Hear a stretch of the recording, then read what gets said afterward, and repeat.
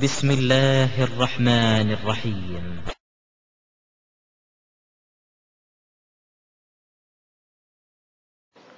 இறந்தவருக்காக சமாதி கட்டக்கூடாது, சமாதியின் மேலே கட்டிடங்கள் கட்டக்கூடாது, பூசக்கூடாது என்றெல்லாம் நம்ம சொல்லும் பொழுது இதுக்கு எதிராக ஒரு ஆதாரத்தை நமக்கு எடுத்து வைப்பார்கள். என்ன ஆதாரத்தை வைப்பார்கள் என்று கேட்டால், நபிகள் நாயகம் ஸல்லல்லாஹு அலைஹி வஸல்லம் அவர்களுடைய அடக்கத்தலம், அதன் மீது இப்போது கட்டடம் கட்டப்பட்டுதான் நம்ம பார்த்து கொண்டு இருக்கிறோம். அப்ப அந்த காலத்தில் சஹாபாக்கள் காலத்தில் இருந்த ரசூல் ஸல்லல்லாஹு அலைஹி வஸல்லமுடைய அடக்கத்தலத்தின் மீது ஒரு கட்டடம் கட்டப்பட்டு மஸ்ஜித் நபவிக்கு உள்ளதான் அது இருக்கு. நீங்க பாத்தீங்கன்னு சொன்னா அந்த ரசூல் ஸல்லல்லாஹு அலைஹி வஸல்லமுடைய அடக்கஸ்தலம் எங்க இருக்கும்னு கேட்டா பள்ளிவாசலுக்கு உள்ள ஒரு பகுதியாகத்தான் அது இருக்கும். அந்த மாதிரி இருக்கக்கூடிய நேரத்தில் இத்தனை நூற்றாண்டுகளாக அதை அதாவது சஹாபாக்கள், தாபியீன்கள், தபோ தாபியீன்கள் என்று பல தலைமுறைகளாக எல்லா மக்களும் அங்கீகரித்துட்டு வரும் பொழுது அது எப்படி நீங்க அதை தவறு, கட்டடம் கட்டுற தவறு என்று சொல்லுவீங்க? அப்ப நபிமார்கள் பெரியார்களுக்கு கட்டலாம் என்பதற்கு இது ஆதாரம் இல்லையான்னு கேட்பாங்க. வஹாபி அரசாங்கம் கூட கை வைக்காம இருக்குத அப்படின்னு கேட்பார்கள். அது சேர்த்து இப்ப என்ன செய்வாங்க, லேட்டஸ்டா இப்ப ஆட்சியில யார் இருக்கிறா, இதெல்லாம் தர்கா கட்டக்கூடாதுன்னு சொல்லக்கூடியவங்க தான் சவுதியை ஆட்சி பண்ணி கொண்டிருக்கிறார்கள். அவங்களுடைய ஆட்சியிலையும் அதுதான் நீடிக்கிறது என்று ஒரு வாதத்தை வைப்பார்கள். இப்ப உங்களுக்கு கூட அந்த மதீனாவுடைய படம் போட்டிருப்பாங்க. போனவங்களுக்கு தெரியும், போகாதவங்களுக்கு மக்கா படம் என்னன்றா காபத்துல்லா போட்டு என்ன செய்வாங்க, ஒரு படம் பார்ப்பாங்க. மதீனான்னு சொன்னா என்ன செய்வாங்கன்னா ஒரு ஒத்த மணாரா நிக்கிற மாதிரி போட்டு ஒரு பச்சை கலர் டூம் ஒன்று என்ன செய்வாங்க போட்டு காட்டுவாங்க. ஒத்த மணாரா மாதிரி ஒன்று இருக்கும், பச்சையா ஒரு தூக்கி நேர் கீழே தான் ரசூலுல்லாவுடைய அடக்கஸ்தானம் இருக்கிறது.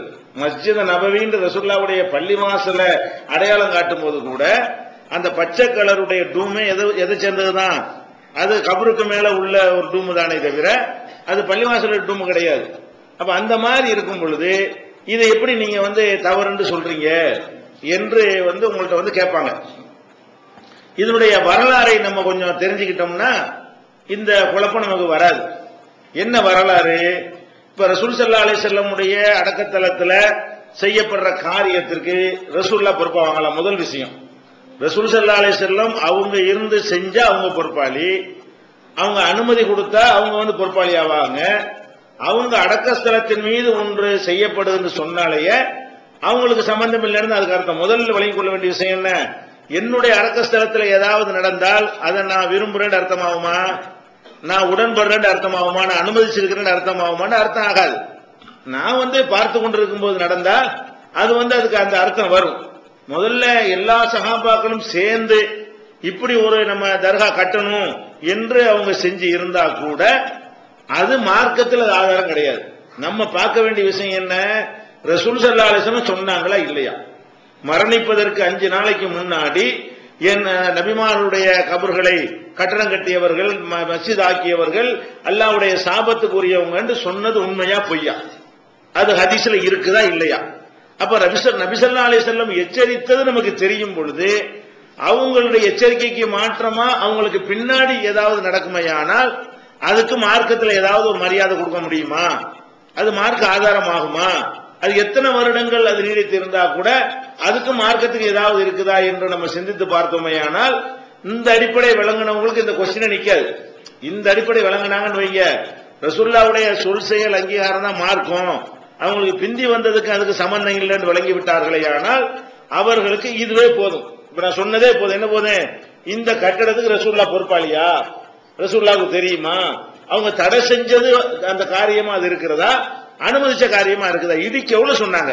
கட்டவும் கூடாதுன்னாங்க, அல்லாஹ்வுக்கு எதிராக யுத்தம் பண்றன்னு சொன்னாங்க, பூசாதீங்கன்னு சொன்னாங்க, தப்பித்தவரி கட்டிட்டா போய் இடிச்சிட்டு வாங்கன்னு வர சொன்னாங்க. இவ்வளவு கடுமையாக அவங்க தடை செய்திருக்கும் பொழுது நமக்கு அது போதும். அல்லாஹ்வும் ரசூலும் எதை நமக்கு தடுத்து விட்டு போனார்களோ அதுதான் மார்க்கத்துக்கு ஆதாரமே தவிர அதுக்கு பிறகு எவன் என்ன செஞ்சால் நமக்கு என்ன, இது ஆழமா பதிச்சுன்னு வைங்க, நம்மளை இதெல்லாம் அசைக்காது. இருந்தாலும் இந்த கட்டிடத்தினுடைய வரலாறை நீங்க தெரிஞ்சுக்கணும். ரசூலுல்லாஹ்வுடைய அடக்கஸ்தலத்தில் கட்டி இருக்கிறாங்கல்ல, அதனுடைய வரலாறை நீங்க தெரிஞ்சுக்கணும். முதலாவது வரலாறு என்னன்னு கேட்டா, நபிகள் நாயகம் ஸல்லல்லாஹு அலைஹி வஸல்லமுடைய அடக்கஸ்தலம் எங்கே இருந்தது, எங்க அடக்க மாட்டாங்கன்னு கேட்டா அவங்களுடைய மனைவிமார்களுக்காக வேண்டி பள்ளி வாசலை ஒட்டி வீடுகள் இருந்தன. வீடுனா என்ன? ஒவ்வொரு ரூம் தான். எந்த அளவுக்கு சின்ன ரூம் நம்ம ஏற்கனவே சொல்லி இருக்கோம். ஆயிஷா நாயகி படுத்து கிடப்பாங்கன்னா ரசூலுல்லாஹ்வுக்கு எந்திரிச்சு தொழ முடியாது. குறுக்க ஜனாசா மாதிரி நான் படுத்து கிடப்பேன்.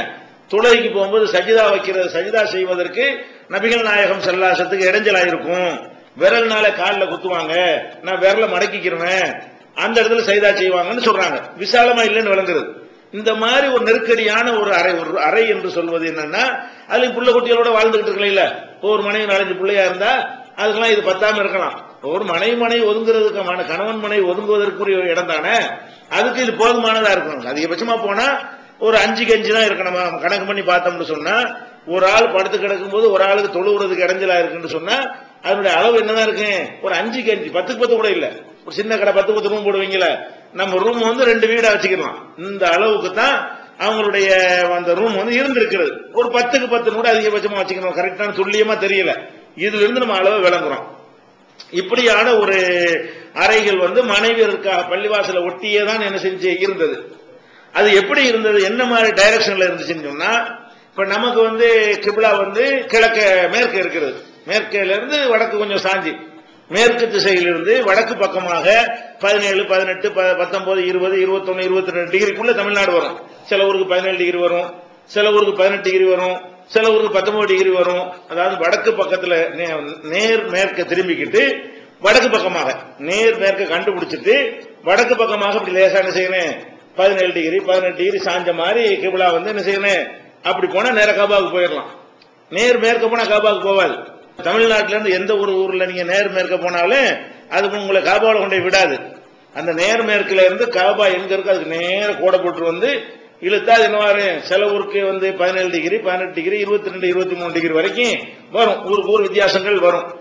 இது காம்பஸ் வச்சு நம்ம கண்டுபிடிச்சிக்கலாம். இப்போ ஐபோன் வச்சுக்கிற ஆளுக்கு அதுலயே கூட கண்டுபிடிச்சிடலாம். எங்க வச்சாலும் கரெக்டா காட்டிடும். சாப்ட்வேரை கண்டுபிடிச்சிட்டாங்க. இப்ப நமக்கு மேற்குன்னு வச்சுக்கிறோம். இப்போதைக்கு புரிஞ்சுக்கிறதுக்காக வேண்டி நம்ம மேற்கு நோக்கி நம்ம தொழுவல, மேற்கிலிருந்து வடக்கு பக்கமாக கொஞ்சம் சாஞ்சி, நேர் மேற்கிலிருந்து வடக்கு பக்கமாக 17 18 டிகிரி சாஞ்சி நம்ம தொழுதுகிட்டு இருக்கோம். அதான் அப்படி போனா கரெக்டா என்ன செய்யும், கிப்லால கொண்டு விட்டுரும். ஆனா ரசூல் ஸல்லல்லாஹு அலைஹி வஸல்லமுடைய மதீனாவுல கிழக்கு மேற்கா என்ன செய்யாது, காபா வராது. கிழக்கு மேற்க வடக்கு தெற்கா தான் வரும். அவங்களுக்கு மதீனாவுல போனா என்ன செய்யணும், நீங்க கிழக்கு மேற்கா கட்டிட்டு இருக்க முடியாது. எப்படிதான் பண்ணனே, வடக்கு தெற்கா ரசூலுல்லாஹ் என்ன செய்வாங்க, நீங்கள் மலைஜலம் கழிக்க போகும் பொழுது கிப்லாவை முன்னோக்காதீர்கள், பின்னோக்காவும் செய்யாதீர்கள், கிழக்கு மேற்கா இருந்துக்கிறங்க. கிழக்கு மேற்கா தான் நம்ம இருக்கக்கூடாதுங்க. ரசூலுல்லாஹ் இப்படி சொல்லுவாங்க, நீங்கள் மலைஜலம் கழிக்க போனீர்களே ஆனால் கிப்லாவின் பக்கம் முதுகையும் காட்டாதீங்க, பின்புறத்தையும் காட்டாதீங்க, முன்புறத்தையும் காட்டாதீங்க. கிப்லாவின் பக்கம் மாறாக வலாக்கின் ஷர்ரிகு அவ் கர்ரிபு, மாறாக நீங்கள் கிழக்கு பக்கமா திரும்பிக் கொள்ளுங்கள் அல்லது மேற்கு பக்கமா திரும்பிக் கொள்ளுங்கள் சொன்னாங்க. அப்ப கிழக்கு மேற்கு இந்த திசை இருக்குல்ல, இது கிப்லா கிடையாது. இதுதான் கிப்லா. மதீனாவுல கிப்லா எதுன்னு கேட்டா வடக்கு பக்கமாக இருக்கும். வடக்கு பக்கம் நோக்கினா என்ன செய்யும், மதீனாவுல இருந்து அந்த மஸ்ஜித் நபவியில இருந்து வடக்கு பக்கமா போனா தான் காபா வருமே தவிர கிழக்கு பக்கமா காபா வராது, மேற்கு பக்கமா என்ன செய்யாது, வராது. அப்படின்னா இது வடக்குன்னு வச்சுக்கிறீங்களா, வடக்கா இது வடக்கா, இது வடக்கா, இது வடக்கு, இப்படிதான் கிப்லா வச்சுக்கிறீங்க, இது கிப்லான்னு வச்சுக்கிறீங்க. அப்ப ரசூலுல்லாஹ்வுடைய வீடு எங்க இருந்துச்சுன்னு சொன்னா கிழக்கு பக்கமா இருக்குது. இது கிப்லா. கிப்லா இந்த பக்கம் இருக்கும்போது வீடு இந்த ரூம் போட்டிருந்தாங்கல்ல, அந்த ரூம்கள் எந்த பக்கம் இருந்துச்சுன்னு சொன்னா அது இந்த பக்கம். இந்த பக்கம் இப்படி கிப்லா இருக்கும்ல, இந்த பக்கத்துல உள்ள இதான் என்னது, ரசூலுல்லாஹ்வுக்கு இருந்த அறைகள். அந்த அறை எப்படி இருக்கும்னு கேட்டா, மஸ்ஜித் நபவியோட எல்லையெல்லாம் முடிஞ்ச பிறகு சின்னதா ஒரு இடைவெளி விட்டு அங்க ஒரு குடிசை மாதிரி போட்டு என்ன செய்வாங்க, தனித்தனி கதவா அடைச்சிருப்பாங்க. இதோட ஒட்டி இருக்காது, பக்கத்துல இருக்குமே தவிர மஸ்ஜித் நபவின்னு ஒரு தடுப்பு முடிஞ்சிடும். தடுப்புன்னு என்ன செவரா, அதுவும் வேலிதான். தடுப்புங்கிறது என்னது, அதுவும் வேலிதான், வேலி அடைக்கப்பட்டதுதான். வீடுங்கிறதும் செவருங்கிறது அதுவும் வேலிதான். அந்த மாதிரி வேலி மாதிரி அடைச்சிருக்கும் பொழுது ஒருத்தருக்கும் என்ன செய்வாங்க, வாசல் மாதிரி போட்டிருப்பாங்க. சில பேருக்கு இந்த துணியவே என்ன செய்வாங்க, பாயவே கதவு மாதிரி தொங்க விட்டுக்குருவாங்க. கதவுல பாய் தான் தொங்க விடுவோம், அதான் எங்களுக்கு கதவு என்றெல்லாம் ஆயிஷா நாயகி சொல்றாங்க. அப்ப இந்த கிப்லாவின் பக்கத்துல இல்லாம கிழக்கு பக்கமாக அவங்களுடைய வீடுகள்லாம் இருந்துச்சு. ஒவ்வொரு மனைவியுடைய அறையும் இருந்தது. இப்ப ரசூல் ஸல்லல்லாஹு அலைஹி வஸல்லம் அவர்கள் இறந்த உடனே எங்க வச்சு இறந்தாங்கன்னு கேட்டா ஆயிஷா நாயகி வீட்டுல தான் இறந்தாங்க. அப்ப இறந்தவன என்ன செஞ்சாங்கன்னா பெரிய சண்டை சச்சரவுலாம் கடைசி என்னவாச்சுன்னா ஆயிஷா நாயகி வீட்டுல இறந்தாங்க. இறந்த இடத்துல அடக்கம் பண்ணிடுவோம் அப்படின்னு சொல்லிட்டு அடக்கம் செய்யப்பட்டது எங்க? இது பள்ளிவாச. இதுக்காக வேண்டி தர்காவை அது உண்டாக்குனது கிடையாது. அவங்களுடைய சொந்த இடத்தில் அடக்கப்படுறாங்க. ஆயிஷா நாயுடைய இடம்னா சொந்த இடம் தானே. ஆயிஷா நாய்க்கே உரிய ஒரு இடம். அந்த இடத்துல என்ன செய்யறாங்க? ரசூல் ஸல்லல்லாஹு அலைஹி வஸல்லம் அடக்கம் பண்றாங்க. அந்த அந்த ரூம்ல அடக்கிடுறாங்க. அடக்கும் போது இந்த பக்கம் பள்ளிவாசம் இருக்கு, அந்த பக்கம் வந்து கிழக்கு பக்கமாக என்ன இருக்கும்? இதான் இது வந்து வடக்கு பக்கம் கிப்லான்னு சொன்னீங்கன்னா கிழக்கு பக்கமாக என்ன இருக்கும்? ரசூலுல்லாஹ்வுடைய அடக்கஸ்தலம் இருக்கும். அதுக்கும் பள்ளிக்கும் அந்த சம்பந்தம் இருக்காது. ரசூல் ஸல்லல்லாஹு அலைஹி வஸல்லம் காலத்துல அது தனியா அடக்கஸ்தலம் இருக்கும், அதுக்கும் பள்ளிவாசலும் எந்த சம்பந்தமும் கிடையாது. அது பள்ளிவாசலோட சேர்க்கப்படவே இல்லை. எப்போலாம் சேர்க்கப்படல? அது நிறைய ஆதாரங்களை சொல்றாங்க சேர்க்கப்படலைங்கிறதுக்கு. இது சஹாபாக்கள் காலத்துல சேர்க்கப்படலன்னு எடுத்துக்கொள்வதா இருந்தா உமர் ரலியல்லாஹு அன்ஹு அவர்கள் அவங்க என்ன செய்யறாங்கன்னு கேட்டா குத்தப்படுறாங்க. தொழுது கொண்டிருக்கும் பொழுது கத்தியால் ஒருத்தன் குத்தி தான் கொள்றான். சுபு தொழுகையில் நிற்கும் பொழுது அப்படி கொல்லப்பட்ட உடனே அவங்க இறந்து போகல. அந்த வேதனையெல்லாம் இருந்து ஒரு 2 நாள் மெனக்கட்டு சிரமப்பட்டு அதுக்கப்புறம் தான் இறந்து போறாங்க. அப்ப அந்த குத்தனவன் அவங்க என்ன செய்யறாங்கன்னா ஒரு வசியத்து பண்றாங்க. என்ன செய்யணும்? நீங்க போய் ஆயிஷா நாய்கிட்ட போய் இந்த மாதிரி உமர் வந்து உங்களை வந்து இந்த ரசூலுல்லாஹ்வுடைய இடம் அந்த அடக்கம் செஞ்சு பக்கத்துல அடக்குவதற்கு உங்கள்கிட்ட அனுமதி கேட்கிறாரு, அனுமதி தெரியலான்னு கேளுங்க அப்படிம்பாங்க. அவங்களுக்கு ஆசை என்னன்னு கேட்டா ரசூலுல்லாஹ்வுக்கு பக்கத்துல நம்ம அடக்கம் செய்யப்படணும். மூத்தா போயிரும், அந்த அளவுக்கு காயம் அதிகமா இருக்கு. நவீன மருத்துவம் அந்த காலத்துல இல்ல. அந்த போக்க வச்சு அவங்க உணர்ந்துக்கிட்டாங்க, நம்ம இந்த காயத்துக்கு பிறகு நம்ம பிழைக்க முடியாதுன்னு. கேட்டவன அவங்க என்ன செய்யறாங்க? தாராளமா அடைக்கிறங்கன்னு சொல்லிடுறாங்க. அதுக்கப்புறம் மௌன்ட்ட சொல்றாங்க, நான் வந்து கலீஃபாவா இருக்கிறேன், அமீருல் முஃமினீன் ஜனாதிபதியா இருக்கிறேன், அதனால கூட அவங்க சரின்னு சொல்லிடலாம். நான் மூத்தா போன பிறகு ஒரு அதே மாதிரி போய் கேளுங்க.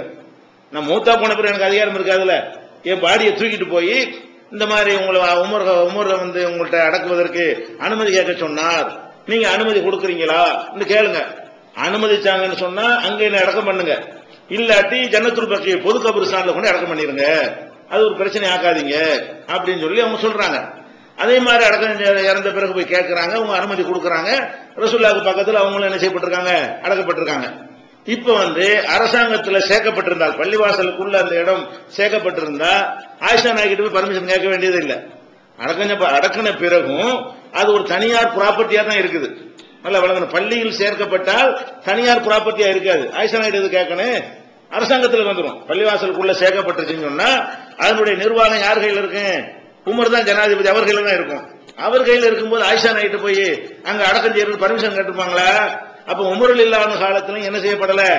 அந்த அடக்கஸ்தலம் பள்ளிவாசலுக்கு அப்பா சம்பந்தம் இல்லாத ஒன்றாக ஒட்டி இருந்ததை தவிர அது இது தனியாகத்தான் இருந்தது. பள்ளி என்ற கணக்கில் இது என்ன செய்யல, வரவே இல்லை. இது அவங்க காலத்தில் இருந்தது. அதே மாதிரி வந்து உஸ்மான் ரலியல்லாஹு காலத்தில் என்ன பண்றாங்கன்னா பள்ளிவாசல கொஞ்சம் இட நெருக்கடி வந்ததுனால விஸ்தீர்ணப்படுத்தினாங்க. அவங்க விஸ்தீர்ணப்படுத்தினதெல்லாம் வடக்கு தெற்குல தான் விஸ்தீர்ணப்படுத்தினார்களே தவிர கிழக்கு பக்கம் எதுவுமே செய்ய கிடையாது. அதாவது அந்த அந்த கபரை வந்து இதுல உள்ள நுழைக்கிற மாதிரி எந்த வேலையும் யார் செய்யல.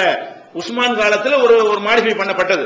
ரசூலுல்லாஹ் காலத்தில் இருந்த பள்ளிவாசல் அதே மாதிரி அபூபக்கர் காலத்தில் இருந்தது, அதே மாதிரி உமர் ரலியல்லாஹு காலத்திலும் இருந்தது. அதுல எந்த விதமான சேஞ்சும் பண்ணப்படல. இட நெருக்கடி வந்த காரணத்தினால மக்கள் அதிகமா பெருகி போயிட்டாங்க. இருக்கிற இடம் தொழுவதற்கு பத்தலன்றவுன கொஞ்சம் பெருசாக்குவோம் ஆக்கும் பொழுது இதனுக்கு இவ்வளவு வடக்கத்துக்கு தானே இப்படித்தான் அதிகமாகிக்கிட்டாங்க. இப்படி விஸ்தீர்ணப்படுத்தினாங்களே தவிர இப்படி படுத்தினாதான் உள்ள வரும். கிழக்கு பக்கம் போய் விஸ்தீர்ணப்படுத்தினாதான் இந்த பக்கம் சேரும்.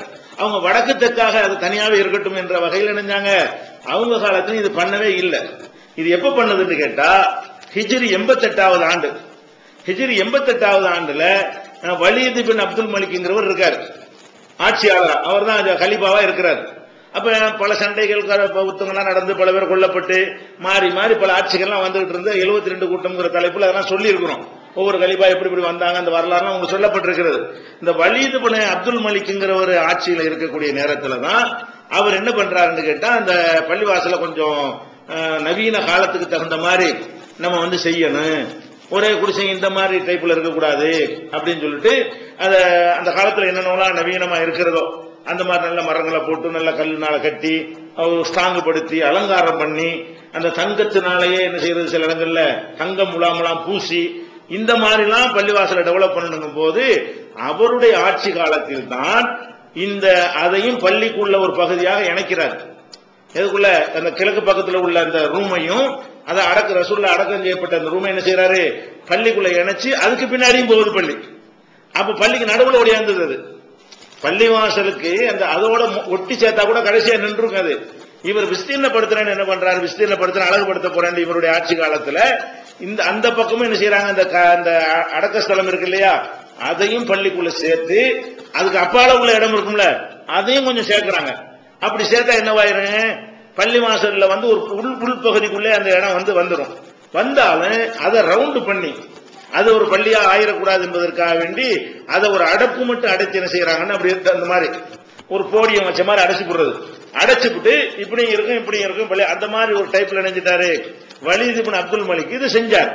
இது எப்ப நடக்குது, இவருடைய ஆட்சி காலம் ஹிஜ்ரி 88 தான் இது நடக்குது. இந்த சம்பவம் நடக்கிறது 88 வரைக்கும் அந்த இடம் வந்து அடக்கஸ்தலமாகத்தான் இருந்ததை தவிர அது மஸ்ஜித் நபவியில் ஒரு பகுதியாக ஆக்கப்படவே இல்லை. இந்த 88 இவர் இந்த வேலையை செய்யும் பொழுது ஒரு சஹாபி கூட மதீனாவில் வந்து உயிரோடு இருக்கவில்லை. மதீனாவில் இருந்த சஹாபாக்களே கடைசியாக, மதீனாவில் உள்ள சஹாபாக்கள் என்றும் இருக்கிறது, ஒட்டுமொத்த சஹாபாக்கள் என்றும் அறிவிப்பு இருக்கிறது. சஹாபாக்கள்லயே கடைசியாக இறந்தவர் வந்து ஜாபிர் ரலியல்லாஹு அன்ஹு அவர்கள். ஜாபிர் பின் அப்துல்லா இருக்காங்கல்ல, அவங்க தான் கடைசியாக மௌத்தாகக்கூடிய ஒரு சஹாபி. அவங்க வந்து 78 மௌத்தாகிறாங்க. கடைசியா மௌத்தா போன சஹாபி யாரு, அவருக்கு பிறகு சஹாபியே கிடையாது. ஹிஜ்ரி 78க்கு அப்புறம் ஒரு சஹாபியும் உலகத்துல இல்ல. இது 88 கட்டுறாங்க. இது சஹாபாக்களுக்கு இருக்க அனுமதி இருக்குமா? சஹாபி ஒருத்தருமே இல்லையே. மதீனாவில் இந்த சம்பவம் நடக்கும் பொழுது சஹாபாக்கள்லாம் தடுக்காம இருந்திருப்பார்களா அப்படின்லாம் இவங்க வந்து விளங்காம என்ன செய்யறாங்க, வாதம் வைக்கிறாங்க. 88 எந்த சஹாபி இருந்தாரு? ரசூலுல்லாஹ்வுடைய காலத்துக்கு பிறகு 88 வருஷத்துக்கு ஒருத்தர் வாழ்றதா இருந்தா அப்ப ரசூலுல்லாஹ் காலத்துல ஒரு 10 வயசு பிள்ளையா இருக்கணும். அப்பதான் 88 வரைக்கும் வாழ்ந்திருக்க முடியும். அவங்களுக்கு 100 வயசுக்குள்ள முடிஞ்சது 68 அதான் வாழ்நாளா இருக்கிறது. லாஜிக்காவும் இல்ல, நடைமுறை சரித்திர ரீதியாகவும் இந்த 88 இந்த நிகழ்வு நடக்கும் பொழுது ஒரு சஹாபியும் இல்லை. அப்ப சஹாபாக்கள் எல்லாம் அங்கீகரிச்சாங்களேன்னு ஒரு கொண்டு அங்கீகரிச்சாலும் மார்க்கமாகாது. ஒரு பேச்சுக்கு சொல்றேன், சஹாபாக்கள் அங்கீகரிச்சாங்கன்னு எப்படி இதை சொல்லுவீங்க? இவர் என்ன ஒரு பெரிய 4 கலீஃபா மாதிரி ஒரு பெரிய ஆட்சியாளரா? வலீத் இப்னு அப்துல் மலிக் என்பவர் வந்து 4 கலீஃபாக்களுடைய ஆட்சியை நம்ம புகழ்ந்து பேசுறோமே, அந்த கணக்குல வரக்கூடிய நீங்களே சொல்றாங்களே குலஃபாய ராஷிதீன்னு சொல்லி அந்த லிஸ்ட்ல வரக்கூடியவரா இவரு? அப்ப அந்த மாதிரி உள்ள ஒரு மன்னர் என்ன செய்யறாரு, மன்னர்களுக்கு வந்து அந்த 4 கலீஃபா காலத்துக்கு பிறகு வந்து மன்னர்கள் மன்னரா மாறிட்டாங்க. 4 கலீஃபாக்களுக்கு அப்புறம் வந்த மன்னர்கள் எல்லாம் மற்ற உலகத்தில் எப்படி மன்னர்கள் வந்து ஆடம்பரமாகவும் சிம்மாசனங்களையும் ஒரு சொகுசாகவும் இல்ல ஒரு லக்ஸரியாக ஒரு வாழ்க்கை கோட்டை கொத்தளம் என்று வாழ ஆரம்பித்தார்களோ அந்த மாதிரி வாழ ஆரம்பித்த மன்னர்களில் ஒருவர் யாரு? வலீத் இப்னு அப்துல் மலிக்ங்கிறவர். அவர் வந்து ஒன்றை செய்தார் என்று அரசாங்கம் இருக்கு, அதிகாரம் இருக்குன்னு நினைச்சா செஞ்சா மக்கள் சும்மா தான் இருப்பாங்க. அதுல வந்து ஒரு கொடூரமான ஒரு அடக்கி ஆளக்கூடிய ஒரு ஆட்சி முறை, ஜனநாயகம்லாம் கிடையாது. யார் மாயத்துறக்க தொலைச்சு போடுவாங்க. அப்படிலாம் செஞ்சும் இருக்கிறாங்க. ஏத்துக்கட்ட ஆளையெல்லாம் நினைஞ்சிருக்கிறாங்க, மன்னதனை கொடுத்து ஓச்சி இருக்கிறாங்க இந்த மன்னர்கள் காலத்துல. அப்ப அந்த மாதிரி இருந்த நேரத்தில் ஒரு சகாபாக்களும் உலகத்தில் உயிரோடு வாழாத நேரத்தில் அந்த இடத்தை எதுல சேர்த்தாங்க? பள்ளிவாசலுக்குள்ள சேர்த்தாங்க. ஆனா டூமும் கட்டல, வேற எந்த அலங்காரம் பண்ணல, பள்ளிவாசலுக்குள்ள சேர்த்தாங்க. அந்த இடம் பத்தலன்னு சேர்க்கும்போது அதுல கூட என்ன செஞ்சிட முடியாது. நீங்க அதை வந்து பள்ளிவாசல்ல வந்து டூமு கட்டி தர்கா மாதிரி ஆக்கி இருக்குல்ல ஒரு டைப்பா, அதை செய்யல. அவரு என்ன செஞ்சாருன்னு கேட்டா ஒரு தடுப்பு மாதிரி வைத்து அதை உள்பக்கம் சேர்த்துக்கிட்டாரு. அதுக்கு பிந்தியும் இடம் இருக்கு, இந்த பிந்தியும் இடம் இருக்கிற மாதிரி இணைத்துக் கொண்டார தவிர அதுல மேலையெல்லாம் ஓப்பனா தான் இருந்தது. அந்த இடத்துக்கு மேலையெல்லாம் என்ன செய்யல, சும்மா விட்டுட்டாங்க. கட்டடம் கட்டக்கூடாதுன்னு தடை இருக்கிறதுனால அதையெல்லாம் பேணினார்கள். இப்படியே தான் அது இருந்து கொண்டே எல்லாத்தையும் இடிச்சுட்டு தான் கட்டினார் அவரு. அந்த வலீத் இப்னு அப்துல் மலிக் 88 வந்து ஒட்டுமொத்தமா எல்லாத்தையும் டெமாலிஷ் பண்ணி இடிச்சுட்டு புதுசாக ஒரு கட்டுரைன்னு பேர்ல கட்டி அந்த இடத்தையெல்லாம் நினைச்சிட்டாரு, உள்ளக சேர்த்துட்டாரு. அது மஸ்ஜித் நபவி விஸ்தீர்ணப்படுத்தின ஒரு வரலாறு. அதுக்கப்புறம் பிறகு என்ன நடக்குதுன்னா பல வருடங்கள் 88 நடக்குதா, 88 அப்படிதான் இருந்துச்சு, 100 அப்படிதான் இருந்துச்சு, ஹிஜ்ரி 200 அப்படிதான் இருந்துச்சு, ஹிஜ்ரி 300 அப்படிதான் இருந்துச்சு, ஹிஜ்ரி 400 அப்படிதான் இருந்துச்சு, ஹிஜ்ரி 500 அப்படிதான் இருந்துச்சு. ஹிஜ்ரி வந்து 678 வருது. அப்ப வந்து ஒரு மன்சூர்ல ஒரு மன்னர் ஆட்சி பண்றாரு. எகிப்தை சேர்ந்த மன்சூர் என்பவர் கையில அது வந்து பல நாட்டுக்காரங்க அது மக்கள் ஆளுவாங்க. ஒவ்வொரு சீசன்ல ஒரு ஆளுக்கு அடிச்சுக்கிட்டு பிடிச்சிக்கிட்டு நினைவாங்க, நமக்குள்ள வெட்டிக்கிட்டு குத்திக்கிட்டு ஒரு நாளைக்கு இவங்க இருக்கும், ஒரு நாளைக்கு துருக்கிக்காரன் வச்சிருப்பான், ஒரு நாளைக்கு இப்படி பல மாதிரி இருந்துகிட்டு இருக்கும். அப்ப 678வது ஆண்டுல வந்து எகிப்துல இருந்த மன்சூர்ங்கிற ஒரு மன்னர் என்ன செய்யறாரு, ஆட்சி பொறிக்கும் போது அவர் கண்ட்ரோல்ல மக்கா கைப்பற்றிக்கிறார். அவர் கண்ட்ரோல் இருக்கும்போது என்ன செய்யறாருன்னு கேட்டா, அதை வந்து நம்ம ரொம்ப டாம்பிகமா பண்ணணும், ஒரு லக்ஸரியான ஒரு இதா பண்ணணுங்கிற மாதிரி இறங்கி அதுல கட்டட வேலைகள்லாம் செய்யும் பொழுது அவர் போட்டதான் பச்சை டூமு. இந்த பச்சை டூமு போட்டிருக்காங்களே, இந்த பச்சை டூமு வந்து ஹிஜ்ரி 707 நூற்றாண்டு வரைக்கும் இல்ல, ரசூல்லா காலத்திலேயும் இல்ல, அவங்க மூத்தாண்டுல இருந்து 700 வருஷம் வாழ்ந்த மக்கள் வந்து அது ஓப்பனா தான் இருக்கணும், கட்டடம் கட்டுவதை ரசூல்லா தடுத்தாங்க என்றுதான் அவங்க விளங்கி வச்சிருந்தார்கள். யாரும் அதுல வந்து செய்யல, ஏன் இப்படி ரசூல்லாவுடைய அடக்கத்தை இப்படி கிடக்குதுன்னு சொல்லி அது செய்யல. அப்ப முன்னோருங்கிறீங்களே, இந்த 700க்கு பிந்தி வந்தவன் முன்னோரா, 700க்கு முந்தி வந்தவன் முன்னோரா? எவன் முன்னோரு? போன வருஷத்துல உள்ளவங்களாம் முன்னோருங்கிறீங்களே, அதுக்கு முன்னோரு என்ன செஞ்சான் 700 வருஷமா? இப்ப சஹாபாக்கள் தாபியன்கள் காலத்துல எல்லாம் இந்த கற்பனையே வரல. அப்ப தாபியன்கள் நினைச்சிருக்கலாம்ல, என்னங்க கட்டி வச்சிருக்கீங்க, ஓண்டு கிடக்குது, வெறும் வெட்ட வழியா போட்டு வச்சிருக்கீங்க, மேல ஒரு மழகுல உழுவாம வெயில் உழுவாம ஒரு டூம் போட வேணாமா இவன் அப்படின்னு சொல்லி கேட்டுக்கலாம்ல யாராவது? யாரும் கேட்கவும் இல்ல, நினைக்கவும் இல்ல. அவங்களுக்கு பள்ளி மாசம் மட்டும்தான் நினைப்பு இருக்குமே தவிர அதுல உள்ள மண்ணை எழுதிட்டு போற அந்த மாதிரியான சிந்தனை எல்லாம் வரவே இல்லை. இவருடைய காலத்துல, மன்சூர் காலத்துல ஹிஜ்ரி 678ல தான் என்ன பண்றாங்க, இந்த இடத்தை வந்து இப்ப இருக்கிற மாதிரி அதுக்கு ஒரு மாற்றங்கள் செஞ்சாலும் அது ஒண்ணும் செய்யாம விட்டுட்டாங்க. ஆனா இப்போ சொல்றோம், மார்க்க சட்டப்படி ரசூலுல்லாஹ்வுடைய அடக்கஸ்தலமா இருந்தாலும் அவங்க அடக்கஸ்தலத்திலேயே அவங்களுடைய கட்டளை மீறப்படுகிறது. அதை அப்புறப்படுத்துவதுதான் ஆட்சியாளருக்கு கடமை. எவனும் மனுஷனுக்கு பயப்படக்கூடாது, உலகத்துக்கு பயப்படக்கூடாது. மேல உள்ள ஓப்பனா தான் செய்யணும். அதுக்கு மேல கட்டுவதையும் தடுத்துட்டார்கள். கபர் மேல நீங்க கட்டாம நீங்க வச்சிருந்தாலும் மேல கட்டக்கூடாதுன்னு தடுத்திருக்காங்களா இல்லையா? மேல கட்டி இருக்கிறாங்களே, அந்த பச்சடூமும் இடிக்கிறது தான் மார்க்க கடமை. ஏன் ரசூலுல்லாஹ்வோட உத்தரவு அப்படித்தான். நம்ம இந்த 700 வருஷத்துக்கு முந்தைய எவனோ செஞ்சதை வந்து மார்க்கமாக்க பாக்குறாங்க இவங்க. ரசூலுல்லாஹ்வோட கபர் பயப்படுறாங்க. இவனா என்னத்தையும் செஞ்சுக்கிட்டு ரசூலுல்லாஹ்வுடைய கபர் மேல அது ரசூலுல்லாஹ் தனக்கு கட்டி வச்சுட்டு போன மாதிரி ஒரு தோற்றத்தை உண்டாக்கி என்ன செய்யறாங்க, மக்களுக்கு பயம் காட்டுறாங்க. அது அவங்களும் பயந்து நிக்கிறாங்க. சவுதி அரசாங்கமும் அது போய் எடுத்தோம்னா அவ்வளவு எதிர்ப்பாங்க, எடுத்துட்டு போறாங்களே. நீ அல்லாஹ் ரசூலுடைய கட்டளை நிறைவேற்ற வேண்டியதானே. அதனால இது வந்து இந்த டூமு மாதிரி போட்டதுக்கு வந்து மார்க் அங்கீகாரம் கிடையாது, அது போட்டிருக்க கூடாது. அதுல எந்த கட்டடமும் இல்லை, அது மண்ணால் உயர்த்தப்பட்ட நிலையில் தான் இருந்து வந்தது. அந்த கபரின் மீதும் ஒரு கட்டடமா இருக்கவில்லை. எல்லாம் இந்த 678ல நடந்த கூத்துதானே தவிர 678 ஆண்டுகளாக நல்ல முஸ்லீம்கள், நம்மளை விட நல்ல முஸ்லீம்கள் கண்டிப்பா 678க்கு பிந்தி வந்த முஸ்லீம்களை விட 678க்கு முந்தி வந்த முஸ்லீம்கள் நல்லவங்களை தான் எடுத்திருப்பாங்க. ஒப்பீட்டு அளவுல நம்மளோட சிறப்பா தான் எடுத்திருப்பாங்க. அப்ப அந்த மாதிரி இருந்த ஒரு நன்மக்கள் வாழ்ந்த காலத்திலேயே இது வந்து செய்யப்படவில்லை. அதனால இதை கொண்டாந்துகிட்டு ஆதாரமா காட்டலுமா?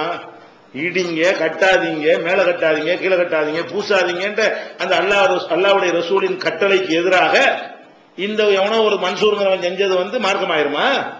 எவனோ ஒரு அதிகாரி வந்து தன்னுடைய ஆட்சியும் அதிகாரத்தையும் பயன்படுத்தி மக்களை கேள்வி கேட்கணும், அச்சுறுத்தல் பண்ணி தொலைச்சு விடுவோம்னு சொல்லி மிரட்டி, அதனால எவனும் வாய் திறக்க முடியாம போய் அதனால அது ஒன்று கட்டப்பட்டு விட்டது என்று சொன்னால் அது மார்க்கமா? அது அப்படி இருந்து விட்டதுங்கிறதுக்காக வேண்டி அப்படி நம்மளை விட்டுட்டோம் என்றால் அது மார்க்கமாயிருமா? அதுக்கு பின்தான் என்ன பண்ணாங்க, அதுல போட்டுட்டு ஒன்னு நடக்கும் எழுதவன ஆரம்பிச்சாங்க. அந்த டூம்ல என்ன பண்ணாங்க, ஷிர்கான விஷயத்தை எல்லாம் குருதான் என்னமோ போட்டு ரசூலுல்லாஹ் அல்லாஹ் ஆக்குற மாதிரி வசனங்கள்லாம் அந்த துருக்கிக்காரங்க பண்ண வேலை. அதுக்கு பிறகு அந்த மாதிரிலாம் ரொம்ப பண்ண ஆரம்பிச்சிட்டாங்கன்னு வைங்களேன். சவுதி ஆட்சியாளர்கள் வந்தாங்க, எல்லாத்தையும் க்ளோஸ் பண்ணிட்டாங்க. எங்கெங்கெல்லாம் அந்த மாதிரி கட்டப்பட்டு அந்த ஒண்ணு மட்டும் தான் விட்டுருக்காங்க, தவிர எல்லா கபரையும் க்ளோஸ் பண்ணிட்டாங்க. இதுல என்ன உலகத்துக்கு பயப்படுறாங்க. அதனால என்ன வழங்கினே, இதெல்லாம் ஆதாரம் கிடையாது. இதுவும் அது மாதிரி ஒரு ஆட்சியாளர்கள் செய்வார்களே ஆனால் அதை ரிமூவ் பண்ணிட்டு ரசூலுல்லாஹ் காலத்தில் இருந்த மாதிரி, ரசூலுல்லாஹ்வுடைய காலத்துக்கு பிந்தின காலத்தில் 4 கலீஃபாக்கள் காலத்தில் இருந்த மாதிரி அதை வைப்பார்களே ஆனால் அதுதான் வரவேற்கத்தக்கதே தவிர இது வரவேற்கத்தக்கதும் அல்ல, இது மார்க்க ஆதாரமும் இல்லை என்பது என்ன செய்யணும், புரிந்து கொள்ள வேண்டும். இந்த ஒரு செய்தியை ஒரு கணக்காக தெரிஞ்சு வச்சுக்கிறேன். இந்த டூமை வச்சுக்கிட்டுலாம் என்ன செய்ய முடியாது, ஆதாரம் காட்ட இயலாதுங்கிற விளங்கி கொள்ளணும். அடுத்து என்னன்னு கேட்டா, இப்ப இந்த ஜியாரத்து விஷயமா வரணும். அப்ப இந்த கபர் கட்டக்கூடாதுங்கிறத நம்ம விளங்கி கொண்டோம். கட்டி இருந்தாலும் இதெல்லாம் மார்க்கத்தில் என்னவாகாது, ரசூலுல்லாஹ்வுடைய கபருக்கு கட்டி இருந்தாலும் இதுக்கும் மார்க்கத்துக்கு எந்த சம்பந்தம் இல்லை. இதனால் மார்க்கத்தில் எந்த ஒரு சட்டமும் மாறாது. ரசூலுல்லாஹ் காலத்துல தீன் முழுமையாகிவிட்டது. அவங்க வாழும்போது இந்த மார்க்கத்தை நான் முழுமையாக்கி விட்டேன் நல்லா சொல்லிட்டான். அவங்க மூத்துக்கு பிறகு வந்ததெல்லாம் இந்த மார்க்கத்துக்கு எந்த வகையிலும் அது பொருத்தமற்றது, வஹீனால வந்தது இல்லை என்பதை கவனத்தில் வைத்துக் கொள்ள வேண்டும். அல்லாஹ்